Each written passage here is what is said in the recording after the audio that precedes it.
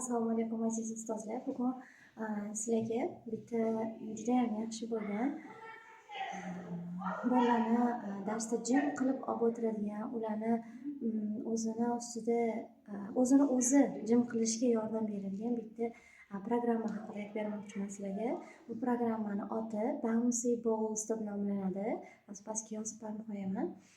Bu programmani qo'yganingizdan keyin start tugmasini bosasizlarda tepada mikrofoncha chiqadi. O'sha mikrofonchani ustiga bosib yoqib qo'yishingiz kerak. Keyin sensitivity chiqadi, ya'ni sezgirligi chiqadi. Sezgirligini oxiriga qo'yib, keyin koptokchalarni soni chiqadi. O'shani oxiriga qo'yib qo'ysangiz juda ham ko'p koptokchalar ekraningizda paydo bo'ladi. O'sha koptokchalar keyin o'sha ekranga bolalarni diqqatini qaratasizlar. Qani birinchi bolalar ko'rishganda u koptokchalar sakrab turadi. Keyin aytasizlar, qani jim bo'linglar. Sinfda pastcha ovoz eshitiladigan darajada jim bo'linglar deganingizda bolalar jim bo'lishadi. O'shanda ko'rishadiki, koptokchalar umuman sakramaydi, qimirlamaydi. Keyin siz uzoq qilsangiz koptokchalar birdan sakrab ketadi. O'shanda bolalar tushunadiki, demak bu narsa shovqinga sezgirligi borligini tushunadi.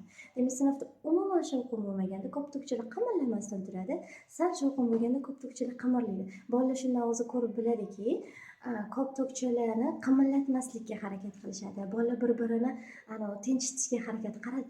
Jim koptok qimirlaydi hozir deb tinchitishga harakat qilishadi va darsinglarni shu mavzu tushuntirayotganingizda aynan shu narsani qo'yib qo'ysanglar, bolalar mavzuni shu tinchlikda, jimlikda, bir-birini jim qilgan holatda eshitib oladi va ularning miyasiga yaxshiroq kirib boradi. Yaqindagina shu programmani topib oldim, qo'llab ko'rdim. Deyarli hamma sinfimda qo'llab ko'rdim. Ayniqsa shovqinli sinflarimda qo'llab ko'rdim. Yaxshi natija berdi. Sizlar ham shu narsani qo'llab ko'ringlar. Ba'zi shovqinli sinflar bo'ladi-ku, o'zini-o'zi jim qila olmaydigan, gapirib yuboradigan o'quvchilar bo'ladi orasida. Jim o'tira olmaydigan o'quvchilar bo'ladi. O'sha o'quvchilar ham jim bo'lib, o'zini-o'zi jim qilishga harakat qilishdi. Keyin ba'zi sinflarda degan sinflar ham bo'ldi.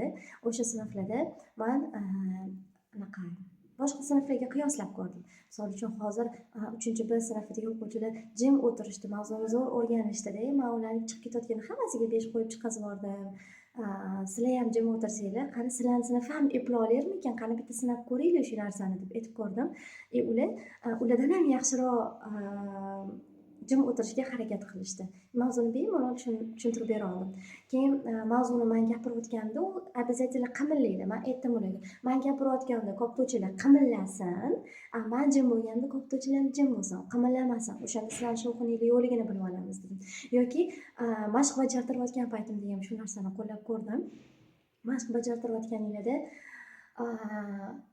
ularga mashq berasizlar, bolalar jimlikda, pichirlashmasdan, bir-biridan ko'chirmasdan, daftar, kitob varaqlamasdan jimgina o'tirib yozishlikka ham yordam berdi. Sizlar ham sinab ko'ringlar. Inshaalloh sizlarga ham yordam beradi.